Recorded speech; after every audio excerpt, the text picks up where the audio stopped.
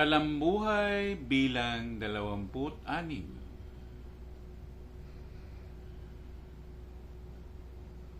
Mga taong 60s, noong ako ay makapag-aral sa San Sebastian College. At ako ay naging isang scholar ng Caritas de Manila. Dahil na rin sa pakikipagtulungan ni Miss Kalaykay na isang social worker sa Our Lady of Grace Parish Church sa East Grace Park, Caloocan City.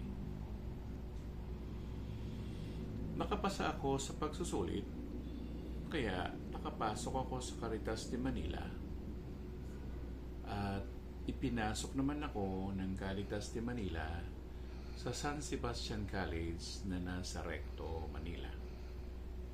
Doon ako nagtapos ng mataas na paaralan o high school. Mga panahong yaon, biktima na rin ako ng pamumulitiko. Tuloy-tuloy ang pagiging number 1, number 2 ko sa eskwelahan. Pero nung graduation na, ginawa lang akong salutatorian. At sa pagiging salutatorian, sa pamamagitan ng Caritas de Manila, inilagay ako sa Gregorio Araneta University na ngayon ay Lasal College. O naging Lasal na siya.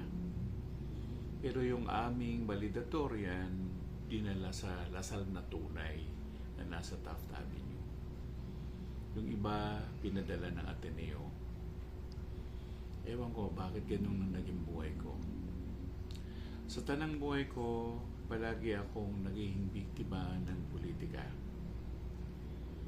At gano'n na nga ang nangyari dahil nung tumungtong ako ng kolehiyo, na politika ulit ako at ako ay natanggal sa pagiging scholarship dahil hindi ko tinapos ang aking ROTC noon.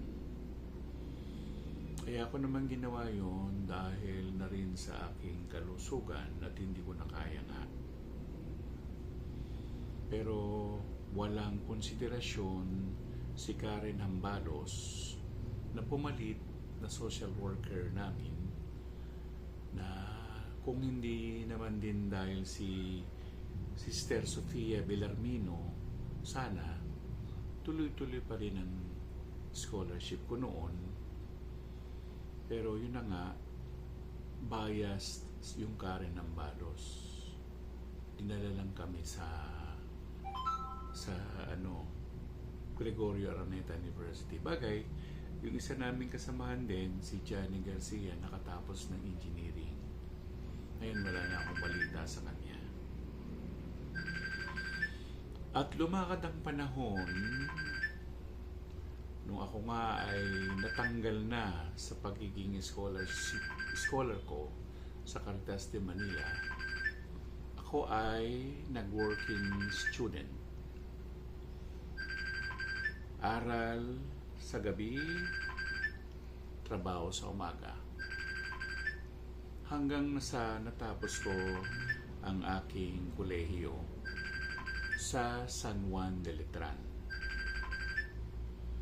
Mga nakasabayan ko doon, yan sina Samboy Lim, sina ang mga basketballista pa noon ng mga barkada ko, sila Dennis Carbonilla, Manuel Rojas,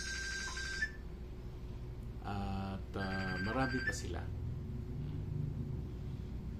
Graduate naman ako na isa ako sa top 10, top 4 yata ako. Wala ako sa wala ako sa summa cum laude, magna cum laude, wala ako doon. Pero nasa baba ako ng cum laude.